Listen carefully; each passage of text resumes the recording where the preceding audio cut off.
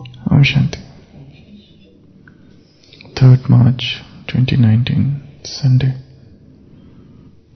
The blessing from today's Avyakta Murli. May you be Master merciful and generously distribute the treasure of happiness as a great donor.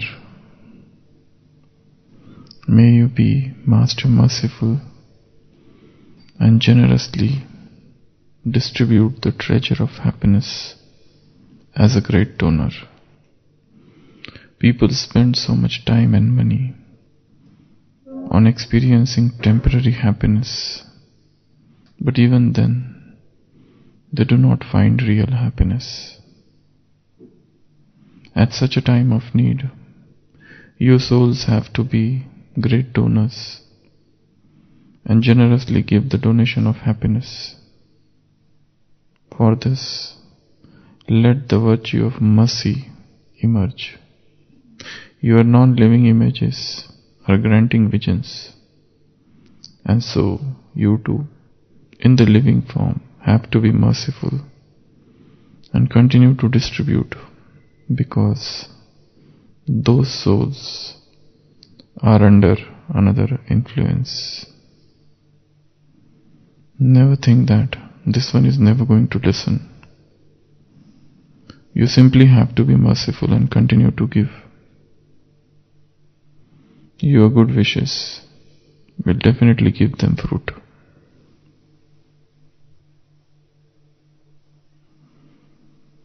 The basic thrust is for happiness. And every human being is searching happiness somewhere. And they spend their entire life in this quest for happiness. That's why Baba is saying they spend so much money, so much time on experiencing happiness, and which is just a temporary happiness. And they never find that real happiness. And you children have got the treasures of happiness. And that's why you have to become the donor of happiness. And for this you need the virtue of... which virtue? Mercy.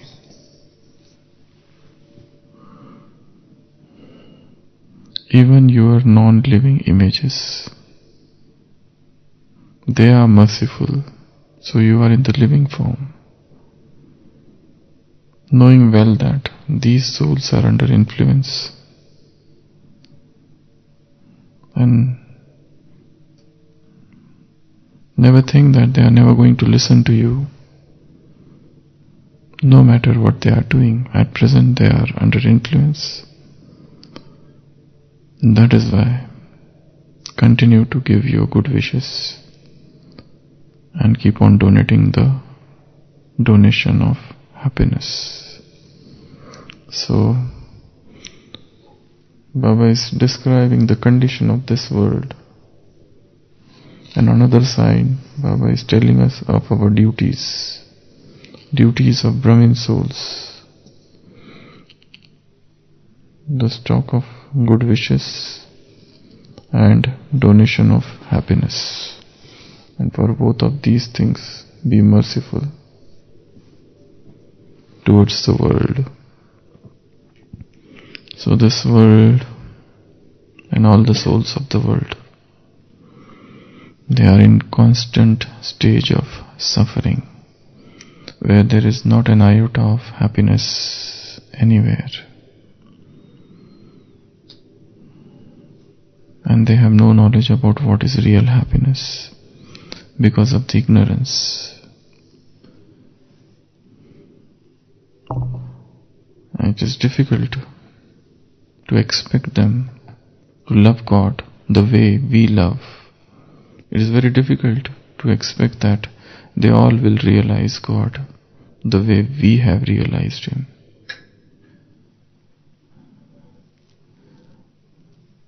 A disciple asks his master, why there is so much, why do worldly people don't love God?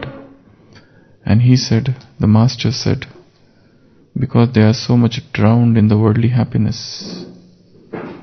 And the disciple is still not satisfied, and he says, why they are drowned in unhappiness?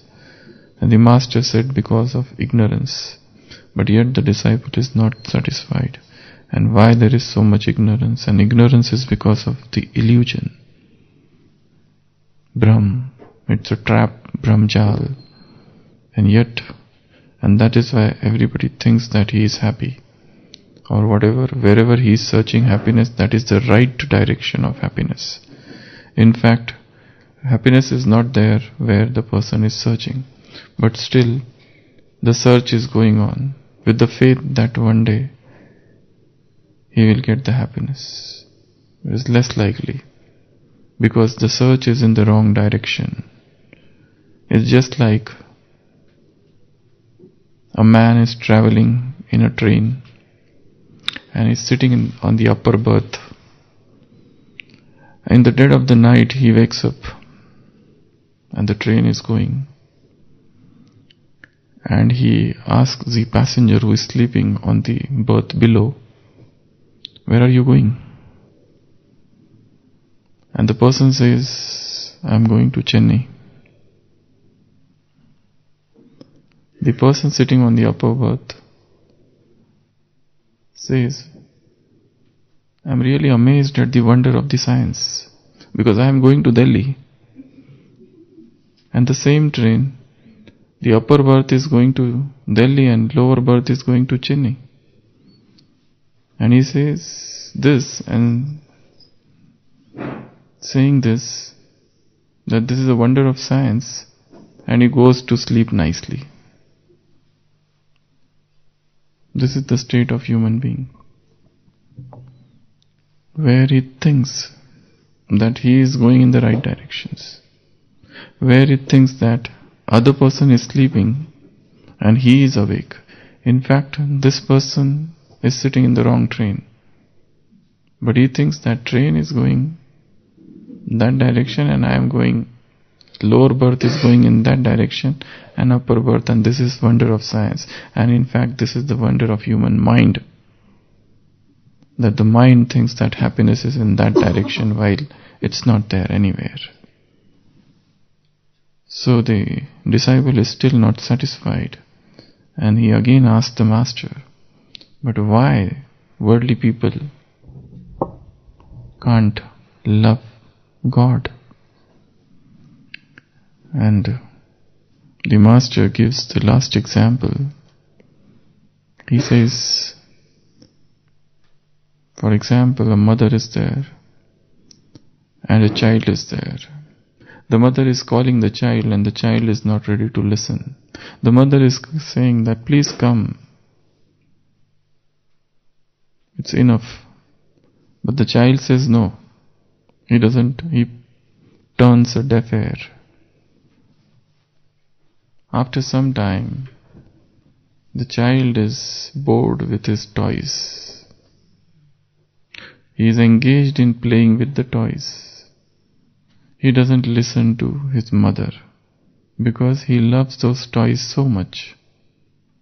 And a time comes when he is bored with all the toys. That time he comes to the mother. In the similar manner, a worldly soul, a worldling, is lost in the world, playing with the different playthings of this world, playing with the different toys of this world, playing with all the material desires and conditional life, that he cannot listen the divine call.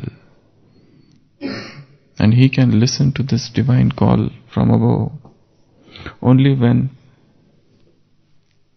he loses interest in the playthings of this world. Until that time, the love for God can never arise. Unless and until one develops disinterest in this world, Vishaya Virag, and then the Ishwariya Anurag, and the love for God arises in the heart. So, This is the state of the worldly people. They want happiness, but they do not know where to seek. They are seeking happiness in persons, in people. They are seeking happiness in relationships. They are seeking happiness in cheap entertainments of this world. They are seeking happiness in all external comforts and conveniences, and they are seeking happiness in sense gratification, in sense pleasure. And these sense pleasure and this sense gratification has got no end. And that's why they remain distraught all the time. As if under duress, as if under some compulsion, as if some compulsive addictions of senses. So when such a thing is happening to this world, what is our role? What is our role? Is to become merciful. Rather than getting unhappy with them, rather than getting angered by their reluctance to listen to our knowledge, rather than thinking that why they don't listen to us, we are doing service so much, but still they are not interested at all. Why they will be interested in your knowledge when they have so many good things in the world to enjoy? Why you expect that they will come to your way of life when they have their own way of life, and they have their own convictions, belief systems? So it will be a great hurt to their ego to accept a new philosophy. So don't expect that they will listen to you. Don't expect that they will come to you. Jesus says to his disciple, they have pelted stones upon me, they will pelt stone upon you. They have insulted me and they will insult you. They have criticized me and they will criticize you. They have opposed me and they will oppose you. They have cast aspersions on me and they will cast aspersions upon you. But remember that they have glorified me and they will glorify me one day, and so they will glorify you one day in spite of all the things that they will do unto you. Whatever they have done unto me, they will do unto you. So don't expect the world to love you. Don't expect the world to praise you. Don't expect the world to listen to your knowledge, because they are under influence. Just as an alcoholic, he drinks and comes in front of your house and shouts at the top of his lungs. You don't get angry with him because you know that at present he is under the influence. Or a madman, he shouts.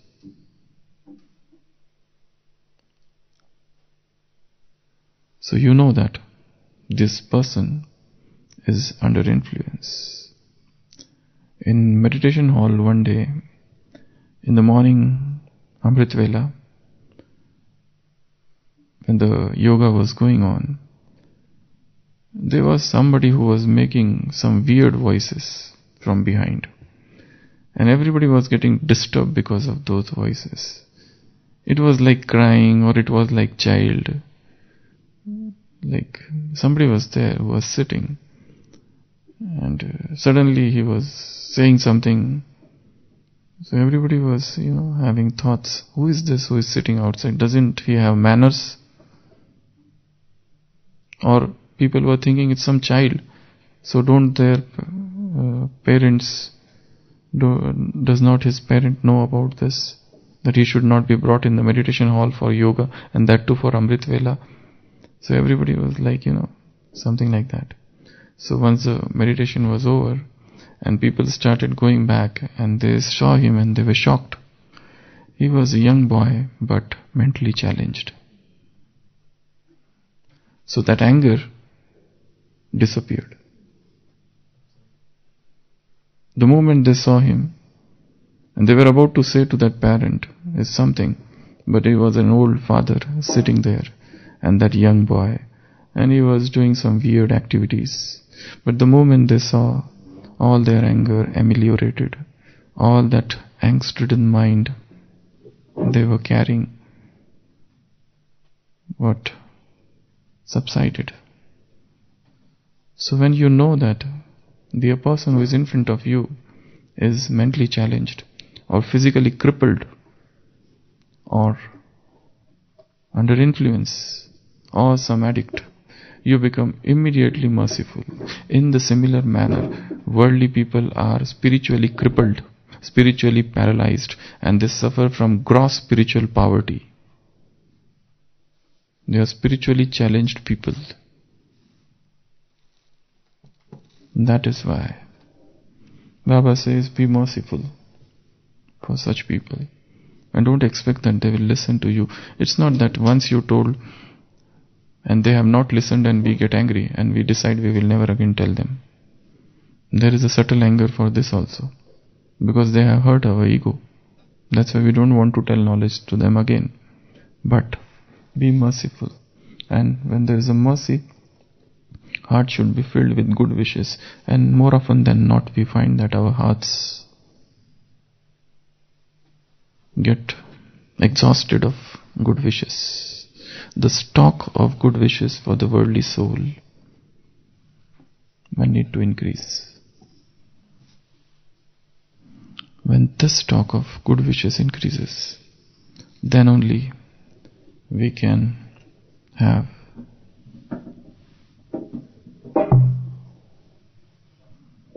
we can give them donation of happiness. So Baba is giving example of temples. People go to the temples and they beg to those non-living images for visions. So even those statues are merciful. So you are living images. So show mercy for such souls. Never think that this one is never going to listen. You simply have to be merciful and continue to give. Your good wishes will definitely give them fruit. So, emerging the feeling of mercy for all the souls. And what one should do in order to become more merciful. You know, the entire Buddhism is based on this one word. And they have used the word karuna. Karuna is something which is much more than mercy. Daya, that's a Hindi word in Sanskrit.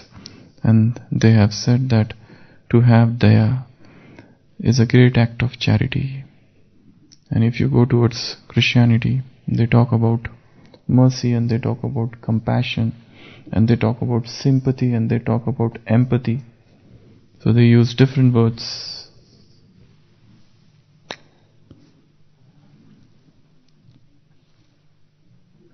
Which is better? Mercy, compassion, sympathy, empathy. Any other word? Any other than these four? Benevolence. Benevolence. Any other? Kindness. To show kindness to somebody. To show relent. So, mercy, compassion, sympathy, and empathy. Empathy, what is empathy? This is sahanubhuti. Sympathy. And what is empathy? That is samanubhuti. So, mercy means I feel mercy for the poor people in the world, but I am not going to do anything for them. I just feel mercy. Compassion is a step ahead. I feel the mercy and I have the desire to do something for them. There are people who are poor and I want to donate them. So, compassion is little higher. Sympathy is a very strong feeling of compassion for those few people and I sympathize with them. But here also I don't want to do much for them. Empathy is I feel as they feel and I want to share their sorrow. Their sorrow is my sorrow. Their suffering is my suffering. And I want to do something to alleviate their suffering. So that is empathy.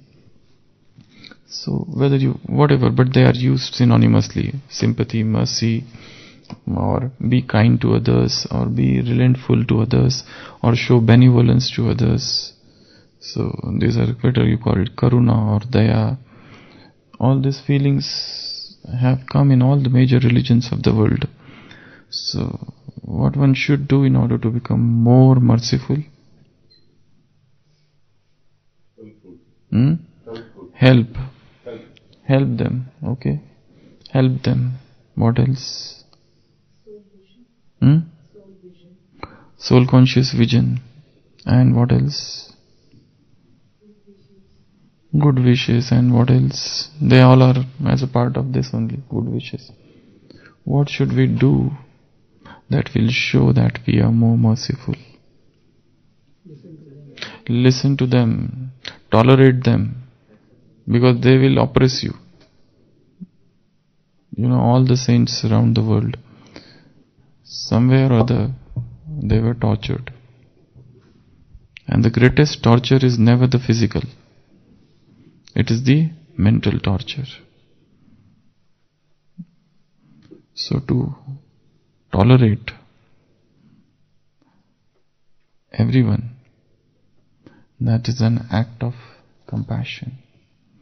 It's not the sign of weakness or that we are less powerful. It's actually the sign of being powerful. That if we want, we can also go for tit for tat philosophy. But then, knowing that the other soul is under influence at present, we should not do that. So on the surface it looks as if we are not we are very weak or fearful, but it's not like that. So it's an act of mercy. There was a saint in 1857. There was a Sepoy mutiny, Sipahi Vidroh, or the first battle of independence in India. Sangram, Samar, whatever you call it. That's the first battle of independence, 1857, where that Rani Lakshmi Bai and Tata Tope and all those people and other people were there. During that period, there was one sadhu, and who has observed or kept maun, silence for last 15 years. And he was caught by Britishers, by people of East India, those soldiers of East India Company. And they suspected him to be a spy, because already there was a revolt, because many people have gone against British for the first time, and there was a wave of revolt which is started as a Sepoy mutiny, and which was going from one place to another. The merit and everything was getting involved gradually. So this sadhu was caught, and he was asked, "Who are you?" And he didn't say a single word, because he was observing Mon. They said, "Tell, otherwise we'll kill you." But he didn't say anything. At the last, he was stabbed. He was killed. And at the time of death, he said, "Aham Brahmasmi" or Tattvamasi. And he revealed that I have nothing to do with this all. I am a yogi, and I had decided that I will break my silence only when a time comes I start seeing the same spirit whom I am a soul and the other person is also soul. Now at this time of my death, I see you also the same. Tattvamasi. You are also the same. Thou art that. I am also the same. You are also the same.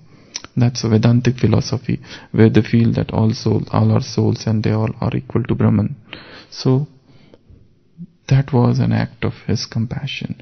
And they all repented later on, because he was not a spy. He was living a detached, a sannyasi life. But then he was killed. So, act of compassion, act of mercy is also an act of tolerance. Without somebody says that, I am merciful but I cannot stand this person. then that is not mercy. I am merciful, but I don't like the way they behave. That is not merciful. I am having a very compassionate heart, but I don't stand their idiotic behavior. So that is not an act of mercy. Mercy means you rise above. You rise to a spiritual platform, you sit there and you see the world everywhere down. The world is under influence. The world are under the influence of vices. What they will do? In one way they are innocent because they are under the influence. They do not have that much power to come out of all those that marsh of vices. They are drowned in that quagmire of vices. So that's why Baba says in today's blessing, merciful, good wishes, compassionate, and give them donation of happiness, because they lack happiness. They do not know what real happiness is, and they are searching, groping in the dark, searching happiness at a place where it is not at all to be found. So that is why give them happiness. So this is today's blessing, and one very beautiful thing has come in today's Avyakta Murli. Baba said, yours is not good morning. Yours is God morning or godly morning. Why? Because God is with you. That is why yours is godly morning. Yours is not just good morning. So ours is God morning, because that's why everything that happens to us is good.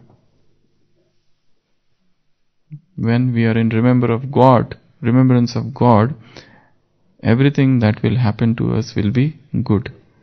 So it's a better word to use, godly morning. Huh? Which morning? Earthquake morning. Where? Here, Mount? Okay. So, whether there are earthquakes in the world, but it is still godly morning for all of us. Let there be earthquakes, let there be volcanoes, let there be tsunamis, but our mind, in the midst of all the tsunamis, is in the stage of quakelessness, akampa, where there is no earthquake. So godly morning to all of you. Om Shanti.